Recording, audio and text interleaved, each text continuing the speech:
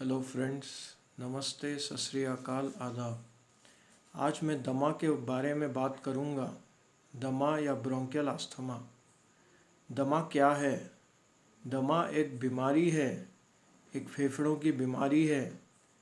और उस बीमारी में क्या होता है कि इन्फ्लेमेशन जो है ना, इन्फ्लेमेटरी सेल्स जो है ब्रोंकाई और ब्रोंक्यूल्स, जो हमारी छोटी छोटी नालियाँ हैं, उसमें जो है प्रवेश कर जाती है और उसे हम कहते हैं ब्रोंकियल अस्थमा।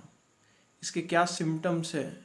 इसमें कफ हो सकती है, खांसी हो सकती है, वीजिंग नाम का सिम्टम हो सकता है। वीजिंग का मतलब जो है एक ऐसी सीटी जैसी आवाज़ आ सकती है। और उसके साथ चेस्ट में जो है टाइटनेस हो सकती है, छाती जो है टाइट हो जा सकती है। तो उस तरीके के सिम्टम्स हम ब्रोंकियल अस्थमा में या दमा में देखेंगे। दमा के रोग नॉन कन्वेंशनल मेडिसिन से भी हो रहे हैं। जैसे दमा की कोई मछली मुंह में डाल दी जाए तो उससे ठीक हो जाता है। पर आज मैं कुछ साइंटिफिक चीज़ों पे बोलूँगा जो दमा से रिलेटेड है। ये पाया गया है कि 353 मिलियन पीपल, 350 मिलियन लोगों में दमा की बीमारी पाई जाती है ऑल ओवर वर्ल्ड, पूरे विश्व में। उसमें से 3 लाख या 4 लाख तक जो है लोग दमा से मर जाते हैं। अब दमा की बीमारी में ये जो सिम्टम्स हम देख रहे हैं, ये किस वजह से हो रहे हैं? जैसे कोई दमा का पेशेंट है, अगर उसको कोई चीज़ से एलर्जी है, जैसे पोलन ग्रेन्स हो गए या जानवरों की जो चमड़ी है उससे कांटेक्ट में आ रहा है, तो उससे जो है दमा फैल सकता है।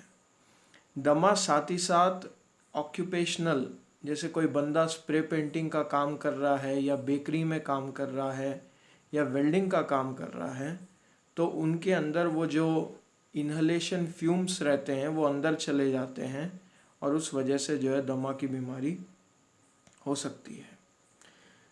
वातावरण में पोल्यूशन ज़्यादा हो, दूषित ज़्यादा हो, तो भी दमा की बीमारी आ सकती है। और वो लोग उसी जगह पे जो है अपना दम तोड़ भी सकते हैं अगर वो अपने साथ मेडिकेशंस, जो दमा की देने की जो मेडिकेशंस है, जैसे सालब्यूटामॉल हो गया या कॉर्टिकोस्टेरॉइड हो गया, इस तरीके के ड्रग्स जो है हम देते आ रहे हैं। तकरीबन 1870 से ये तरीके की जो है ट्रीटमेंट चलती जा रही है। तो इसमें ट्रीटमेंट की कोई डर की बात नहीं है। बात यही है कि दमा को समझा जाए, उसके जो साइंटिफिक फैक्ट्स और रीजंस है उनको समझा जाए। एक पैरामीटर होता है forced expiratory volume in 1 second, जिसको हम बोलते हैं FEV1। ये FEV1 बहुत से स्टेजेस में वेरी करता है। तो मान लो कि अगर इंटरमिटेंट किस्म की बीमारी है, दमा इंटरमिटेंट है, इंटरमिटेंट मतलब अभी स्टार्टिंग में शुरू हुआ है, तो उसके अंदर जो है 80% से ऊपर FEV1 की वॉल्यूम होती है, forced expiratory volume in 1 second. FEV1 किस तरीके से जांच की जाती है? ऐसे मुंह से जो है ना हवा बाहर छोड़नी पड़ती है, पूरे फोर्स से, पूरे दबाव से, इस तरीके से जो है ना हवा छोड़ी जाती है। और इसको मेजर करने वाला जो इंस्ट्रूमेंट है उसको हम बोलेंगे पीक फ्लोमेट्री। इससे जो है हम पता लगाएंगे कि किस तरीके से जो है पेशेंट में कौन से स्टेज का दमा है। मान लो कि 12 साल से छोटी उम्र का कोई बच्चा है, तो उसमें जो दमा की बीमारी हो सकती है वो जेनेटिक रिलेटेड हो सकती है। और मान लो कि कोई 12 साल से बड़े उम्र का पेशेंट है, तो उसमें दमा की बीमारी जो है एनवायरमेंटल कॉजेज़ की वजह से हो सकती है। मैंने एनवायरमेंटल कॉजेज़ में ये भी बोलना है, जो वायरल इन्फेक्शंस हो गए, जैसे कोविड-19 हो गई या SARS-CoV-2 हो गया या RSV हो गई, राइनो वायरस इन्फेक्शंस हो गई, ये इन्फेक्शंस जो है दमा की बीमारी को उत्तेजित कर सकती है, एक्साइट कर सकती है, और उस वजह से पेशेंट में दमा के सिम्टम्स दिखाई देते हैं। अब दमा की बीमारी 2 प्रकार की है, एक एटोपिक है, एक नॉन एटोपिक है। एटोपिक का मतलब ये है कि कहीं ना कहीं कुछ IgE एंटीबॉडीज़ बन रही हैं IgE एंटीबॉडीज़ एक प्रकार की एंटीबॉडीज़ है जो हमारा इम्यून सिस्टम बना रहा है। वो एंटीबॉडीज़ क्या कर रही है, उनके रिसेप्टर्स होते हैं मास्ट सेल के ऊपर, उसके ऊपर जाके वो बाइंड करती है और उसकी वजह से एक केमिकल इन्फ्लेमेटरी मीडिएटर बनता है जिसको हम बोलते हैं हिस्टामाइन। ये हिस्टामाइन क्या करता है, जहाँ पे भी छोटी छोटी नालियाँ हैं उनमें चला जाता है और वहाँ जाके जो है वो वहाँ पे इन्फ्लेमेशन करता है। और ये जो इन्फ्लेमेशन है ये क्रॉनिक इन्फ्लेमेशन है, बहुत स्लोली जो है ना, बहुत सालों लग जाते हैं इस काम में, ऐसा होने में। और मान लो कि किसी के अंदर दमा की बीमारी है तो उसको जो है ऐसे नेब्यूलाइज़र से लेके उसको मेडिकेशन अंदर लेनी है, जिसको हम बोलेंगे इन्हलेशन ऑफ कॉर्टिकोस्टेरॉइड प्लस इन्हलेशन ऑफ साल्ब्यूटामॉल। मैं इंग्लिश में इसी वास्ते बता रहा हूँ क्योंकि हिंदी में उन चीज़ों के नाम नहीं है, इसी वास्ते मैं उनको इंग्लिश में बोल रहा हूँ। अब मान लो कि कोई फार्मर है, कोई किसान है, उसके अंदर भी दमा की बीमारी हो सकती है क्योंकि वो पेस्टिसाइड स्प्रे करता है और फॉर्मल्डिहाइड से जो यूज़ लोग काम करते हैं उनमें भी दमा हो सकता है। तो ऑक्यूपेशनल रिलेटेड अस्थमा में मैंने बताया है कि इस प्रकार के वर्कर्स में अस्थमा दिखाई दे सकता है।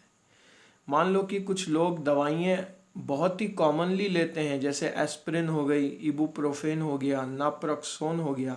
इस तरीके के ड्रग्स अगर लोग आम तौर पे लेंगे तो उनके अंदर में भी दमा की परेशानी हो सकती है।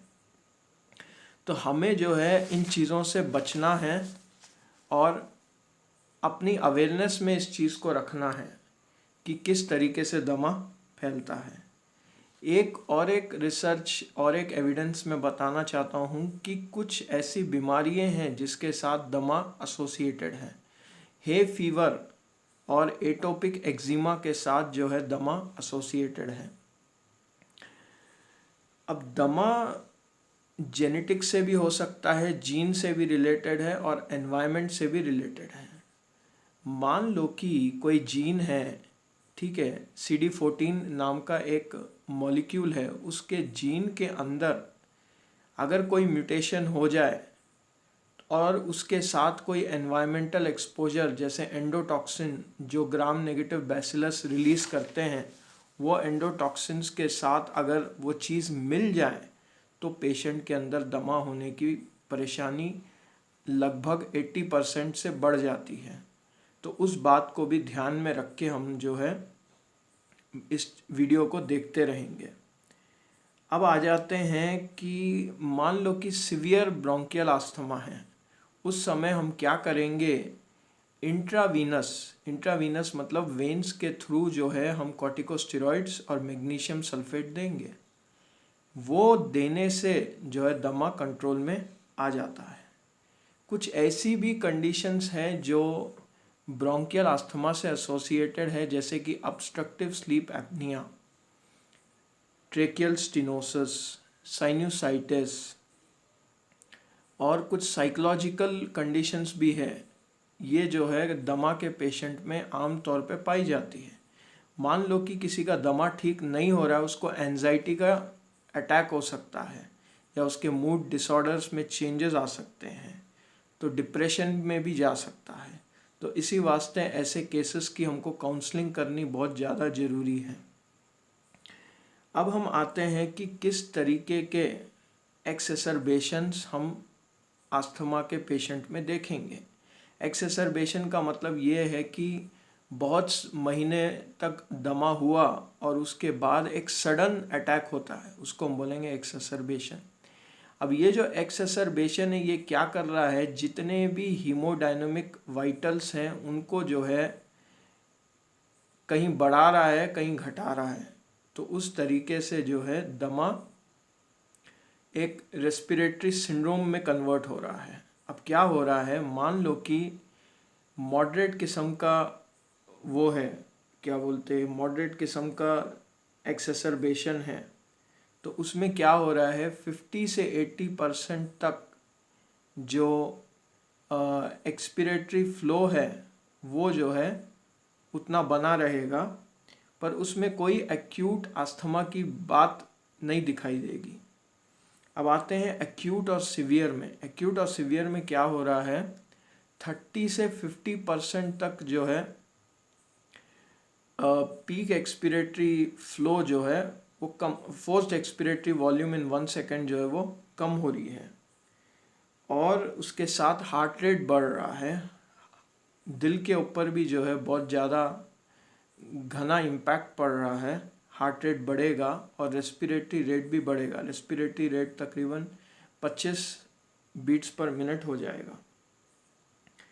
और मान लो कि अगर लाइफ थ्रेटनिंग है, लाइफ थ्रेटनिंग का मतलब ये है कि उसकी जान जा सकती है, उसमें क्या हो सकता है, उसमें जो है पुअर रेस्पिरेटरी एफर्ट दिखाई देगा, एग्जॉशन हो सकता है। एग्जॉशन मतलब बंदा जल्दी थक जाएगा। साइनोसिस हो सकता है। साइनोसिस का मतलब ये है कि उसकी जो डिक्रीज्ड ऑक्सीजन कम खून में होने के कारण उसके जो लिप्स हैं वो जो है ब्लूइश हो जाएंगे, या उसके नेल्स जो है, उसके जो नेल्स है वो ब्लू हो जाएंगे। तो उस तरीके से जो है एक्सेसरबेशन होगा। ब्लड प्रेशर कम हो सकता है। ब्लड प्रेशर भी इनके केसेस में कम हो सकता है, ये भी बात समझनी बहुत ज़रूरी है। और मान लो कि नियर फेटल है। नियर फेटल का मतलब ये है कि अगर कंडीशन फेटल है, डेंजरस है, बंदा कभी भी मर सकता है, उसमें क्या होता है, high partial pressure of carbon dioxide होता है। ब्लड में क्या होगा, CO2 का लेवल, जो कार्बन डाइऑक्साइड है उसका लेवल जो है ब्लड में बढ़ता चला जाएगा, और पेशेंट को हमको मैकेनिकल वेंटिलेटर पे रखना पड़ेगा। तो ये चीज़ें हो सकती है अगर पेशेंट अपने आप के अंदर ये समझ ले कि ये चीज़ें कहीं ना कहीं मेरे लिए हानिकारक है, मुझे इन चीज़ों से दूर रहना है, तभी वो जो है ब्रोंकियल अस्थमा से बचेगा और एक तरीके का सेल्फ ट्रीटमेंट लेगा। अब आते हैं अल्कोहल के ऊपर। शराब अगर अस्थमा के पेशेंट ज़्यादा पी लेते हैं तो उनको अस्थमा रिलेटेड बीमारी हो सकती है और सिम्टम्स जो है वर्स हो सकते हैं। अब आते हैं हम ब्रिटल अस्थमा में। ब्रिटल अस्थमा क्या है? ब्रिटल अस्थमा का मतलब ये है कि एक बार, दो बार, 3 बार रिपीटेडली जो है वो सिम्टम्स के अटैक्स होते जा रहे हैं, उसको हम बोलेंगे ब्रिटल अस्थमा। पर टाइप 1 में क्या हो रहा है कि PEF की वेरिएबिलिटी दिखाई दे रही है। PEF का मतलब ये है कि पीक एक्सपिरेटरी फ्लो। मान लो कि एक्सपिरेशन के टाइम पे कुछ पीक फ्लो था, वो अगर ज़्यादा वेरी कर रहा है मेडिकेशंस देने के बावजूद, मेडिकेशंस देने से PEF की वेरिएबिलिटी कम हो जाती है, पर मेडिकेशंस देने के बावजूद अगर PEF ज़्यादा वेरी कर रहा है तो उसको हम बोलेंगे type 1 type of brittle asthma. Type 2 में जो है अस्थमा कंट्रोल में है, पर उसके अंदर एक्सेसरबेशंस दिखाई दे रहे हैं। एक्सेसरबेशंस का मतलब ये है कि पेशेंट के अंदर पहले से ही अस्थमा की बीमारी है, पर उसके अंदर एक सडन अटैक के जैसा जो है एक पीक दिखाई दे रहा है, उसको हम बोलेंगे टाइप 2 ब्रिटल अस्थमा। अब ये ब्रोंकियल अस्थमा बच्चों में भी बहुत कॉमन है, अडल्ट्स के साथ साथ, और ये जो है वेदर कंडीशन से एसोसिएटेड है। जहाँ पे भी ड्राई और कोल्ड वेदर रहेगा वहाँ पे अस्थमा की बीमारी आम तौर पे कॉमन दिखाई देगी। जैसे कि बाहर के देश हैं, वहाँ पे टेम्परेचर कम होने के कारण जो है अस्थमा की बीमारी ज़्यादा हो सकती है। अस्थमा जो है एक्सरसाइज की वजह से भी बढ़ सकता है, वर्स हो सकता है। किस तरीके से? मान लो कि कोई साइकिलिस्ट है जो साइकिल चलाता है, या स्विमर है जो स्विमिंग जानता है, अगर इस तरीके के लोगों में कोई अंडरलाइंग परेशानी है तो भी इनके अंदर अस्थमा होने की क्षमता बढ़ सकती है। और तकरीबन 50 से 75% केसेस प्रोफेशनल एथलीट्स में दिखाई दे सकता है। तो इनमें हमको बीमारी के लिए जो है साथ साथ ट्रीटमेंट भी देना चाहिए। अस्थमा जो है एक कंडीशन से एसोसिएटेड है जिसको हम बोलते हैं क्रॉनिक ऑब्स्ट्रक्टिव पल्मोनरी डिजीज़। अब ये जो क्रॉनिक ऑब्स्ट्रक्टिव पल्मोनरी डिजीज़ है ये सिगरेट स्मोक से एसोसिएटेड है। बंदा अगर ज़्यादा स्मोक करेगा तो उसका फेफड़ा खराब हो जाएगा, पर ये अस्थमा की बीमारी नहीं है, दूसरी बीमारी है जो फेफड़ों से रिलेटेड है। अस्थमा की बीमारी जो है वो छोटे छोटे एयरवेज होते हैं उनसे रिलेटेड है। तो ये बात को भी आपको समझना है। अब अस्थमा में हम क्या करेंगे, एक प्लान बनाएंगे कि मेरे को किस चीज़ से परेशानी हो रही है, मुझे उस चीज़ से दूर रहना है।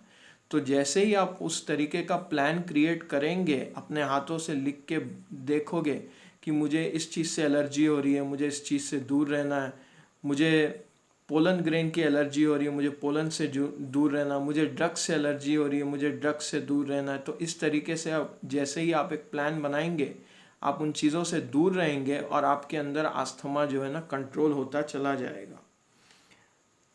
अगर मान लो कि कोई किसी कारण उन चीज़ों के बीच में खड़ा है और वो अस्थमेटिक है, तो वहाँ पे हम मेडिकेशंस रिकमेंड करेंगे। शॉर्ट एक्टिंग बीटा 2 एगनिस्ट जो है एक प्रकार की दवाई है जो सिम्टम्स एक्यूटली जो है ट्रीट करती है।